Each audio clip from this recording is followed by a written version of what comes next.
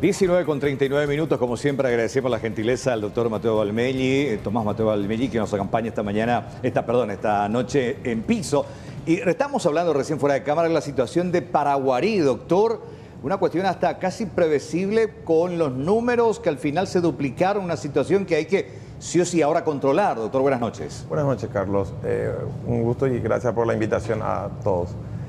Sí, yo creo que hay que hacer una mitigación bien selectiva, localizada, de San Roque González principalmente, que ahora estuvimos viendo que tiene una población bastante interesante, ¿verdad? 12.000 personas, y que hay que contener, son brotes localizados. Son como los brotes que aparecían en un inicio en los albergues, que se comportaban como cuarentenas comunitarias, que luego se corrigió eso, al diferenciar infectados y no infectados en los albergues. Bueno, ahora hay que hacer lo mismo en el departamento de Paraguarí, y también que ha crecido, si ustedes ven, si tenemos en cuenta los infectados fuera de albergues, que son los comunitarios, los contactos y los sin nexo, Paraguarí en 3 días de 7% se fue a 17%. Central bajó de 45 a 37, Asunción de 25 a 21, Alto Paraná se mantiene en 20% justamente por el contacto del militar con sus otros colegas. Entonces hay que hacer mitigaciones localizadas y por el tiempo que dure el ciclo biológico del virus, que habitualmente es 14 días, y luego ir restaurando las fases de a poquito de acuerdo a cómo se mueve el brote epidémico en esa región. O sea, no recomienda paralizar el país nuevamente en el sentido de que lo que se aplique en Paraguarí tiene que ser único para el departamento y el resto no se tiene que ver afectado. Mercedes, bajo ninguna situación, no tiene ningún criterio epidemiológico bloquear o disminuir de fase en Asunción o en el Chaco si el problema está en Paraguarí. Es como que vos quieras apagar un incendio que está en Paraguarí, querés llamar a los bomberos para que vayan a Mariano Roca Alonso, es decir, no tiene nada que ver. Lo que nos dio también la pauta, doctor, de lo que ya tanto charlamos en estos 3 meses es acerca de la fácil propagación del virus y cómo el tema del contacto le gusta y fácilmente como una pólvora se disemina. Qué suerte que me tocaste, este punto es importante, porque la gente malentendió o también Tedros, el director de la OMS, de repente se expresa en forma muy tajante cuando dice que los asintomáticos no contagian. Ese fue un estudio que se hizo en Alemania, donde ellos sí hacían un testeo aleatorio, hacían 700.000 test por semana. Entonces podían detectar al asintomático. Y ellos veían que el asintomático, dentro de su convivencia, de su burbuja social, de su ambiente domiciliario, solamente infectaban un 10 a 20% de los que convivían con ellos. Pero eso hay que tomar con mucha cautela. ¿Por qué? Porque el asintomático puede convertirse, como vos recién dijiste, ¿por qué el primer test sale negativo? Porque le tomaron antes que transcurran los 5 a 7 días del periodo de incubación, donde el virus ingresa a las vías respiratorias, comienza a multiplicarse, aumenta el número de partículas virales y el test recién comienza a tener una alta positividad después del 5º o 7º día. A este individuo le habrán tomado el primero o el segundo día de haberse infectado, donde todavía el virus no tuvo mucha replicación, mucha multiplicación, por lo tanto el test no pudo detectar las partículas virales. Cuando le repiten a los 7 días, que fue el periodo, nosotros le llamamos periodo de ventana. El periodo de ventana es el periodo donde vos contraes la infección hasta que se desarrolla y salga positivo el test. Eso ocurre en todas las enfermedades infecciosas, en VIH, en influenza, obviamente en coronavirus, es una regla general. Pero este señor, este militar, se comportó como un súper propagador. Como estaba diciendo Juan, antes que yo entre al set, ¿verdad? Él no tenía por qué trasladarse de un sitio a otro siendo que estaba prohibido.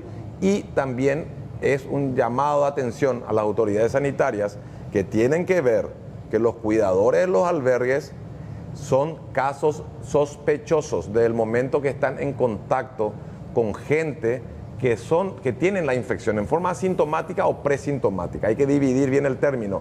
El asintomático después de 7 días puede comenzar a presentar el más mínimo síntoma, un carraspeo de garganta, un dolor, una tosecita, una febrícula.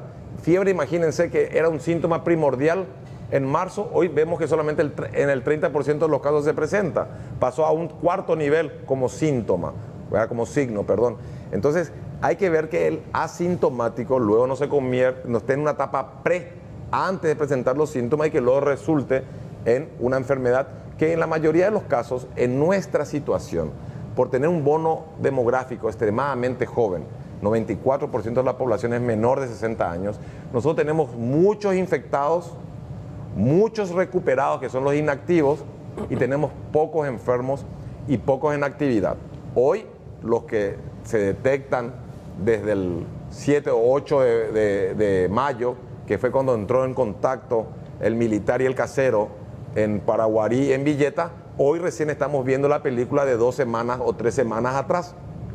La película de hoy, nosotros recién vamos a verla dentro de 10 a 14 días. Por eso hay que llamar a la conciencia ciudadana que hoy en día la mejor vacuna es el distanciamiento y evitar las aglomeraciones.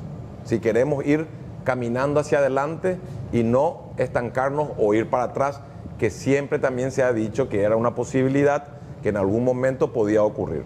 Nosotros estamos en el ascenso de la cumbre, todavía no llegamos al pico. Probablemente el pico se va a presentar de acá a 4 a 8 semanas, que tampoco no va a ser un pico como el que vimos en Europa o en Estados Unidos. Va a ser un pico más amesetado y luego vamos a comenzar el descenso probablemente en los meses de agosto, septiembre. ¿Y el pico depende realmente de nosotros o de nuestros países vecinos? Porque la mayoría de los casos vienen de afuera. Hoy dependen de nosotros.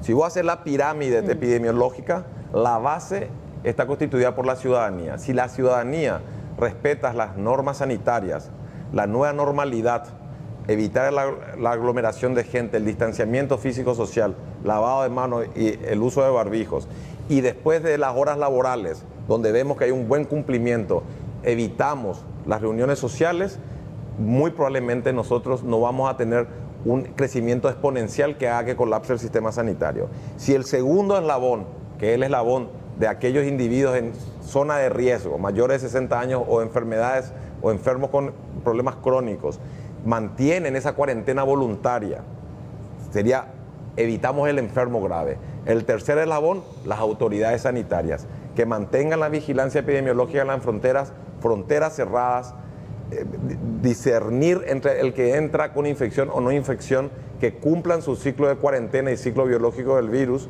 y el monitoreo interno con el testeo. Y por último, seguir insistiendo que aquel connacional o extranjero que quiera entrar a la República del Paraguay se vea hacer una cuarentena, que idealmente tendría que ser individual, no comunitaria, ¿sí? Pero hoy, con el discernimiento entre el que ingresa con infección o sin infección y haciendo grupos más pequeños de cuarentena, ustedes se han dado cuenta que hemos disminuido los contagios dentro del albergue y en relación al aumento que tuvimos de los infectados fuera de albergues, que es el que realmente nos interesa a nosotros, que es la circulación comunitaria, el contacto con un caso definido o el sin nexo. Y sin nexo tenemos siempre, orillamos entre el 1, 3, 4, una sola vez tuvimos 7, ¿verdad? Que son sin nexos conocidos en el momento en que sale positiva la muestra. Luego hay que hacer la investigación y la historia clínica epidemiológica para ver si conectamos, porque de algún lado tiene que tener un nexo. El virus no es autóctono, el virus vino y en nuestro caso entra por tierra. En otros países del mundo que tienen aeropuertos internacionales de grande tránsito, muy probablemente vino en avión el virus. Doctor, este es un momento clave justamente para contener a este brote que se está dando. ¿Cuáles son, según tu conocimiento, porque te habrán preguntado mucho, cuáles son esas falsas creencias de seguridad que tiene de repente la población? Acá estamos viendo gente de Paraguarí que siguió jugando el piquivóley, que siguió tomando mate. ¿Qué es lo que la gente considera como falsa seguridad? Y Juan, se equivocan,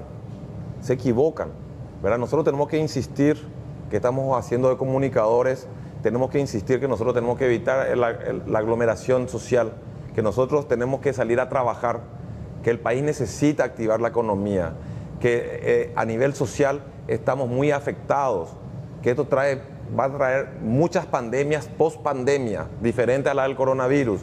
El país necesita activarse, la gente necesita trabajar, la gente necesita volver a tener esa sensación de que hoy comí. Entonces, hoy tenemos que dejar las situaciones superfluas sociales para más adelante. Vamos a volver algún día a retomar a nuestra normalidad, ¿sí?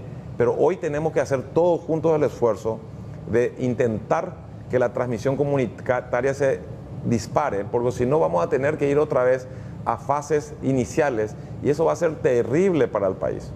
Entonces, hoy en día hay que llamar a la conciencia y a la inteligencia ciudadana por eso, en la fase 3, muy probablemente los deportes profesionales se van a admitir, pero el deporte amateur no. ¿Saben por qué? Porque los muchachos, después del deporte amateur, ¿qué hacen? Tercer tiempo. En el tercer tiempo, ahí está, la ronda de mate, la ronda de tereré, la ronda de bebidas alcohólicas, etcétera, etcétera. Entonces, tenemos que ser conscientes. Hoy hay prioridades, hoy está la nación por encima de todos nosotros y todos juntos tenemos que hacer el esfuerzo de sacar esta problemática sanitaria mundial de la mejor manera a nivel nacional. Desde su perspectiva, doctor, ¿ya estamos en condiciones de iniciar el lunes la tercera fase o...? Mira, si yo te voy a hacer si vos ves los números globalmente, te Estamos digo bien. que sí, ¿verdad? Nosotros entre la fase 1 y la fase 2, en los infectados fuera de albergues, si yo te digo, hubo un incremento del 700%, asusta, si hacemos por porcentaje. Pero si hacemos en números totales, antes teníamos 10 infectados en la fase 1, 10 infectados semanales. Ahora tenemos un poco más, 80 infectados semanales. Son prácticamente 8 individuos por día. En un total de 8 millones de habitantes es muy poco. Y nosotros tenemos focos localizados.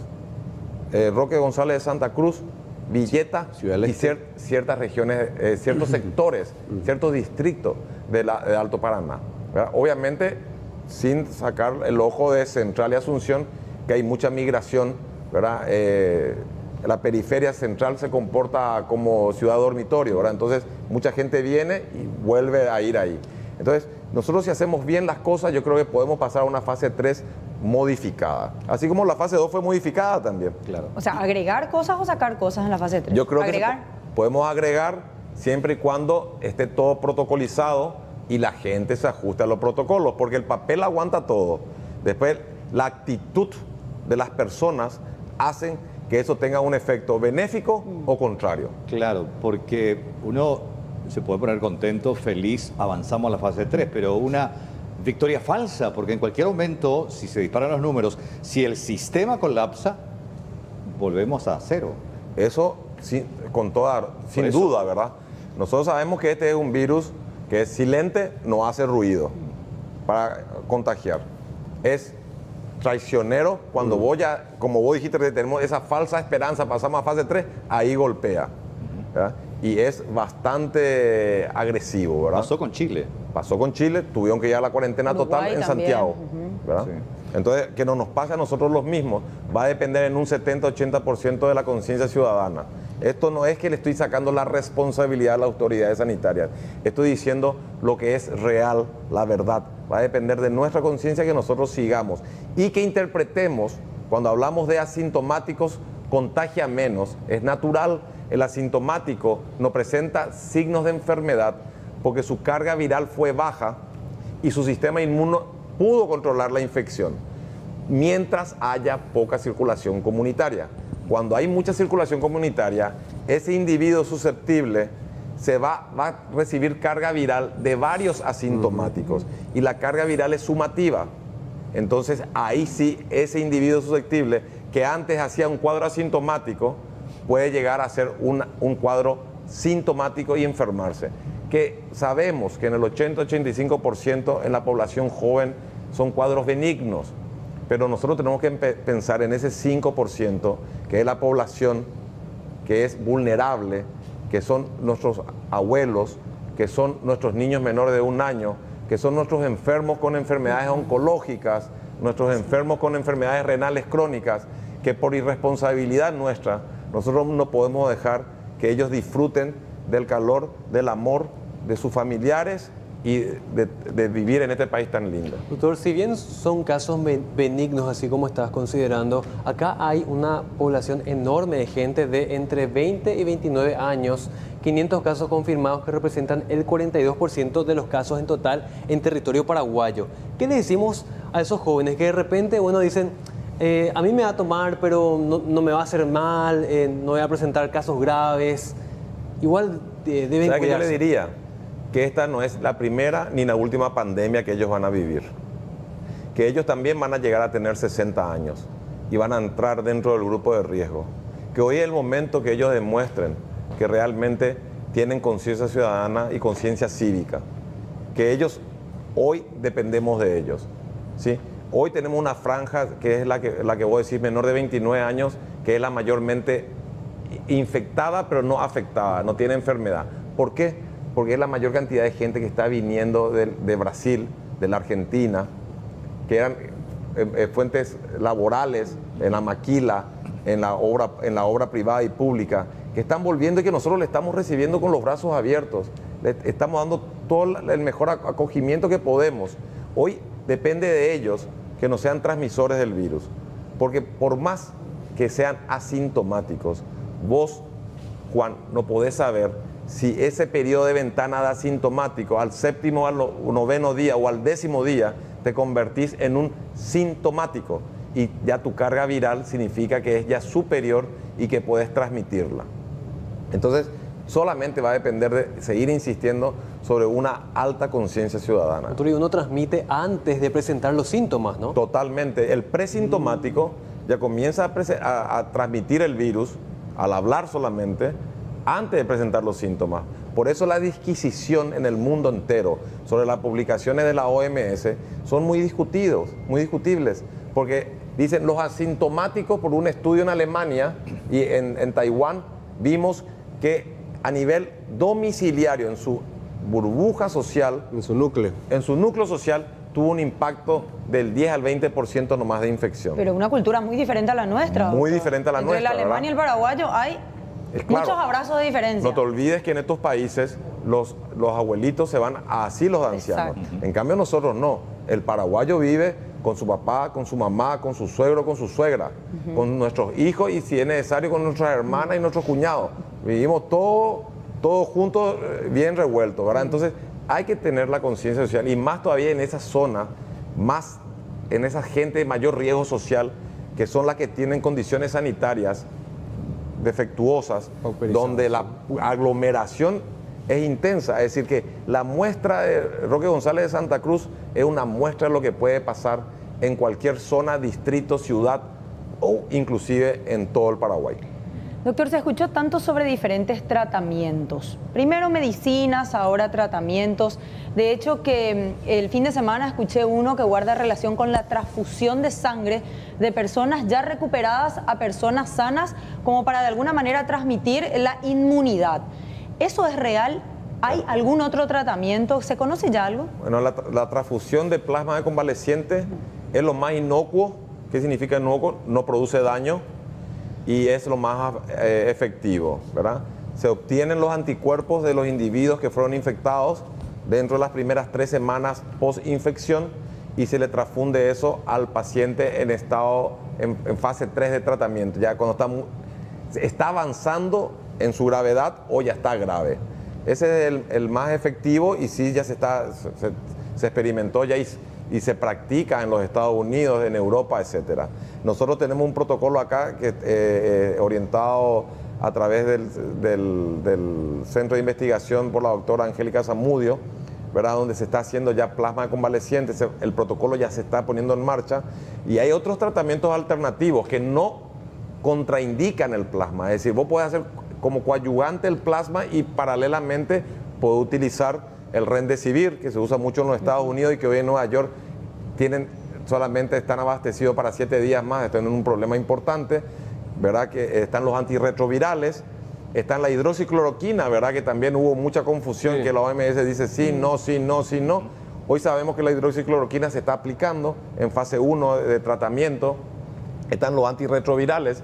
No se olviden que este virus tiene una secuencia de ARN parecida al VIH, ¿verdad? Entonces también se están utilizando, ¿verdad? Nosotros vamos a tener un lote de Remdesivir porque formamos parte del estudio de solidaridad de la Organización Mundial de la Salud, que tiene 4 brazos de ejecución y uno de ellos es el Remdesivir, el otro es interferón alfa, el otro es hidroxicloroquina asociado y el otro hidroxicloroquina con interferón alfa. Es decir, nosotros vamos a recibir 400 tratamientos para 400 individuos paraguayos, eso es muy positivo, y también contamos también con Caletra, que es un antirretroviral, y tenemos hidroxicloroquina en abastecimiento suficiente. Es decir, estamos bien abastecidos, yo creo, por lo menos para aguantar un tiempito si se produce un crecimiento exponencial desde el punto de vista terapéutico. Doctor, sabemos que como Paraguay es un territorio que depende mucho de Argentina, Brasil, Bolivia, vamos a depender también del nivel de control dentro de estos territorios. De acá vamos a avanzar seguramente a cuarentena 3 o 4 en las próximas semanas, pero ¿usted cree que este modo COVID de vivir va a continuar por lo menos en el resto del año? ¿Y cómo se daría esto? Estoy convencido de eso. Brasil está en pleno ascenso, está asincrónico con Argentina. Eso no nos conviene a nosotros. Argentina está detrás de Brasil. Brasil va a llegar probablemente al pico en 4 semanas, se va a mesetar 2 a 3 semanas y va a comenzar el descenso otra vez de 4 a 6 semanas. Y ahí llega Argentina. Y Argentina va a ir subiendo. Entonces nosotros tenemos 2 fronteras de 2 gigantes donde vamos a tener que guardar esa vigilancia epidemiológica y mantener el cierre estricto de las fronteras, llamándose eso cuarentena sanitaria segura y eficaz por el tiempo que sea necesario. Nosotros nos estamos comportando como una isla. Paraguay territorialmente se está comportando como una isla, gracias a que nosotros estamos globalizados, pero no muy globalizados. Nosotros no recibimos mucha importación viral porque tenemos poca influencia extranjera del Asia, de Europa, de Estados Unidos. Tenemos una densidad poblacional relativamente baja, el clima nos ayuda, esta humedad no le gusta al virus, el calor tampoco, no tenemos nosotros vías de transmisión como ser los aglomerados en el transporte público, ¿verdad? No tenemos subte, no tenemos tren, tenemos mayor facilidad, ¿verdad?, de movilización para evitar la aglomeración. Tenemos un bono demográfico relativamente joven. Pero esto, doctor, no significa que tengan que volver, por ejemplo, las clases en los colegios, los cultos religiosos, que sí implica aglomeración de gente. Y Aníbal, hoy no es el momento. Ni aquí a 2 meses. Y aquí eso se va a ir evaluando cómo se comporta el brote epidémico en el tiempo. Cada país, cada región tiene comportamientos diferentes. En líneas generales, un brote epidémico dura de 8 a 12 semanas. A veces un poco más se puede extender, es decir, 2 a 3 meses. Nosotros estamos en el primer mes del ascenso. Todavía nos falta transcurrir 2 meses más para ver cómo nos va realmente. Julio, agosto. Y pues, si nosotros seguimos en estas condiciones, que relativamente estamos muy bien, los números lo indican, y el comportamiento ciudadano también, siempre y cuando no bajen las guardias, nosotros vamos a poder ver después del primer semestre que pasemos las vacaciones de invierno, estoy hablando agosto, septiembre, ver si se puede activar por lo menos la educación terciaria universitaria, donde ya es gente más grande, adulta, que va a tener la conciencia social y la inteligencia comunitaria de protegerse a sí mismo y proteger su entorno, ¿verdad? Con relación a este tema del COVID-19, esta situación de distanciamiento, de medidas sanitarias, ayudó mucho también, no me quiero olvidar, a controlar la influenza, doctor, que en años anteriores, o el año pasado, en esta temporada el pico era elevado. Y no nos olvidemos la cantidad de fallecidos que dejó el año pasado la influenza. Es así mismo, Carlos. No solamente la influenza. Nosotros comenzamos en marzo con la circulación comunitaria de los virus respiratorios. Le tenés que sumar influenza, parainfluenza, adenovirus, bocavirus, metaneumovirus, rinovirus, y todos tienen impacto. Estos virus respiratorios de transmisión aérea en grandes aglomerados, principalmente en los colegios, impacta al niño y al grupo de riesgo mayores de 60 años. Nosotros vamos a tener probablemente un pequeño brote de estos virus respiratorios, pero mucho menos intenso que en los años anteriores. Y eso se ve porque los consultorios médicos no están abrumados, se ve porque las urgencias no están colapsadas, se ve porque tenemos camas libres en todos los hospitales del sistema sanitario. Entonces no hay muchos enfermos. Eso va a ser un fuerte impacto. Y no solamente en influenza, en dengue. Vos no te olvides que nosotros hemos pasado la peor epidemia de la última década. 180.000 casos notificados de dengue. 24.000 casos confirmados de infectados por dengue. Fue un serotipo benévolo, el serotipo 4 que ingresó ahora, ¿sí? Pero el sistema sanitario colapsó. Una de las razones que fuimos a cuarentena total, a la interdicción horizontal, fue justamente un sistema sanitario estresado que estaba saliendo de una epidemia del dengue que recién ahora bajó y entró en su forma larvaria, endémica, y vemos ya casos más esporádicos. Doctor, ¿podemos hablar de alguna cura, de algún medicamento, de algún sistema inmunológico desarrollado? Se habla de que Israel tiene una medicina específica. Son muchas las informaciones que se manejan a nivel de los medios y de las redes sociales. Pero lo cierto y lo concreto es que ¿hay desarrollado, ya probado en humanos, algo que nos pueda llevar a servir? Qué pregunta interesante, Mercedes. La pandemia termina cuando ocurran una de estas tres cosas. O se encuentre un medicamento eficaz, o se encuentre una vacuna segura y efectiva, o el 50-60% de la población mundial se sensibilice.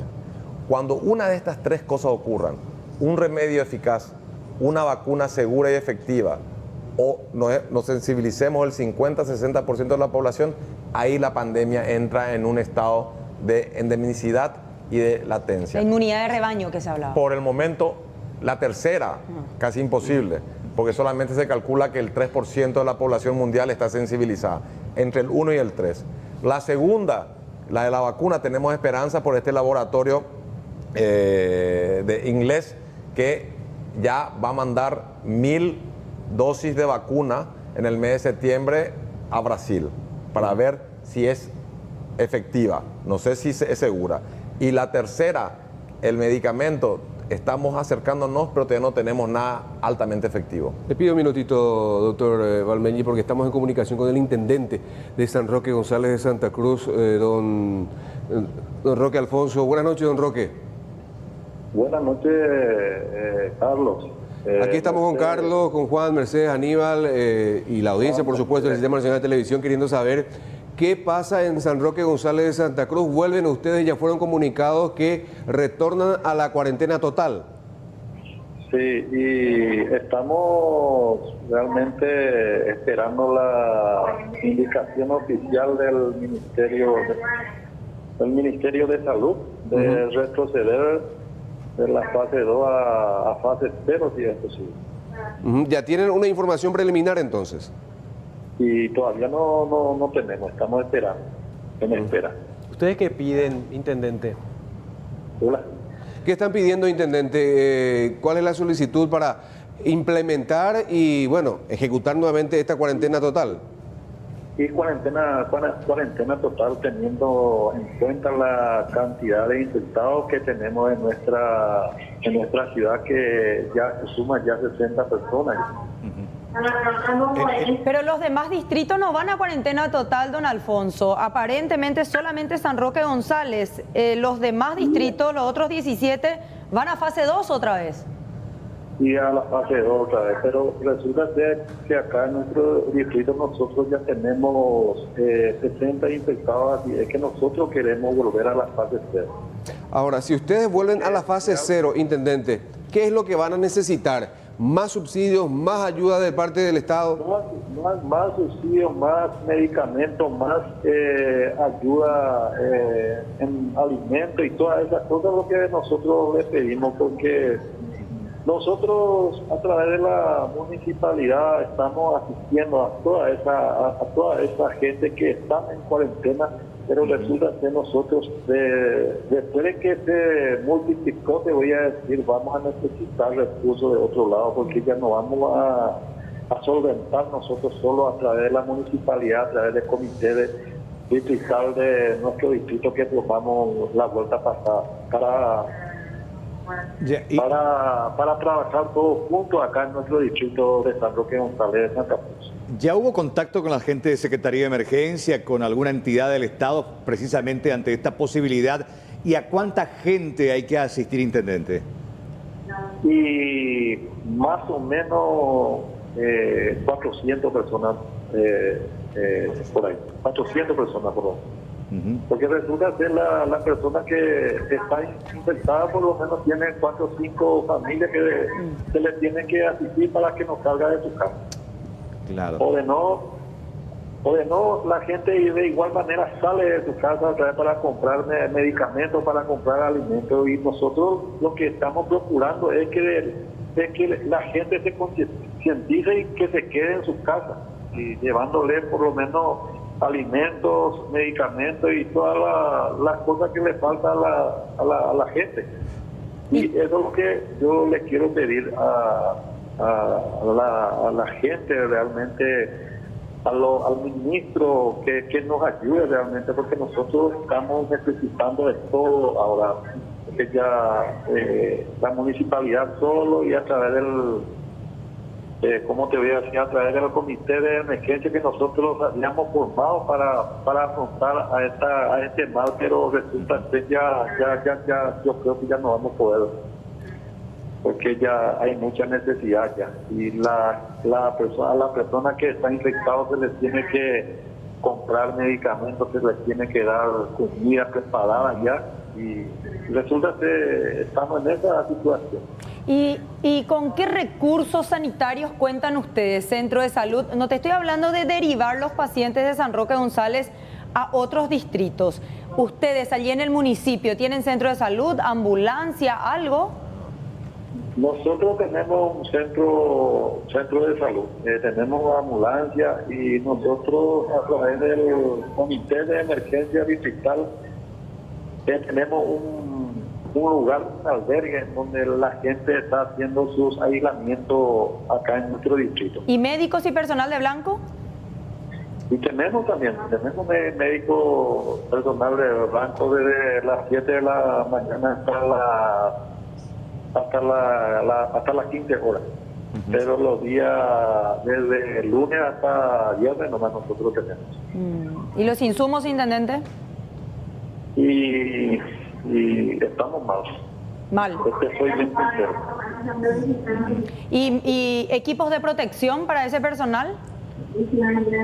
Y nosotros a través del Consejo de Salud habíamos comprado a través del Consejo de Salud habíamos comprado los equipos de protección para los profesionales de blanco.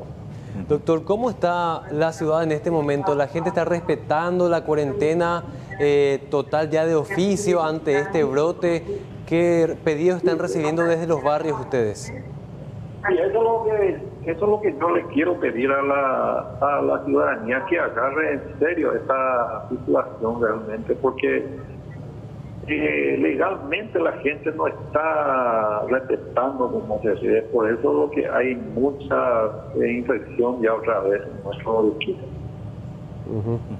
Ahora, don Alfonso, ¿cuántas compañías tiene San Roque González de Santa Cruz? Muchas de estas compañías son compañías pobres que necesitan de la asistencia. Sí, 9 compañías tenemos en nuestra querida ciudad de San Roque González de Santa Cruz, y realmente hay muchas personas necesitadas en nuestra comunidad. ¿A qué se dedican principalmente allí en este distrito? Estamos hablando de cuál es el rubro principal, ¿comercio? No, más bien autoconsumo. La gente trabaja en la chacra, pero solamente se tienen para su autoconsumo, te voy a decir. Bueno, intendente, muchísimas gracias por este tiempo. Entonces, acaba el gobernador de Paraguarí, Juan Carlos Baruja, confirmar la información que usted ya está compartiendo con nosotros también, que San Roque a partir de mañana vuelve a la cuarentena total, mientras que los otros municipios del departamento se mantienen en la fase 2. Gracias, intendente Roque Alfonso. Muchísimas gracias. Gracias a usted. Bueno, ahí está la información. Cuarentena total, San Roque González de Santa Cruz. El pedido al gobierno, más ayuda, ya no tenemos cómo solventarnos. Es de hecho un municipio que no maneja muchos recursos. Claro, claro. Bueno, doctor, queremos despedirte. ¿Alguna última reflexión? Sí, ausencia del Estado, lentitud, falta de dinamismo, anquilosado. ¿Por qué esperan escuchar el sonido de la bomba? No podemos hablar, es más barato un individuo en cuarentena, darle de comer y cuidarlo, que un paciente en una terapia intensiva. Tienen que entender eso. El costo, dejando de lado lo más primordial que es la vida, que se juega uno en terapia intensiva con el COVID, es mucho más económicamente al Estado, a nosotros que pagamos impuestos, no es mucho más barato, ¿verdad?, asistirle a los ciudadanos de Roque González de Santa Cruz en una cuarentena total, en forma adecuada y segura, que finalmente tener un 5% de los infectados de San Roque González en Santa Cruz en terapia intensiva no va a salir más caro la terapia intensiva. Es más barata una cama en Roque González de Santa Cruz que una cama en terapia intensiva, con el riesgo de morirse. Esa es mi reflexión. Que el Estado esté presente y nosotros los ciudadanos en forma mancomunada, conjunta, podemos hacer la estrategia y vamos a salir bien de este brote pandémico. Falta por caminar, pero hay espíritu, hay dinamismo y tenemos ganas de que nosotros seamos el día de mañana ejemplo en el mundo de que con el comportamiento ciudadano hemos podido disminuir la enfermedad y la letalidad en Paraguay y ser ejemplo en el mundo. Esa tiene que ser la conciencia. Excelente, doctor. Gracias, buenas noches. Muchas gracias. Hacemos una pausa. Ya volvemos.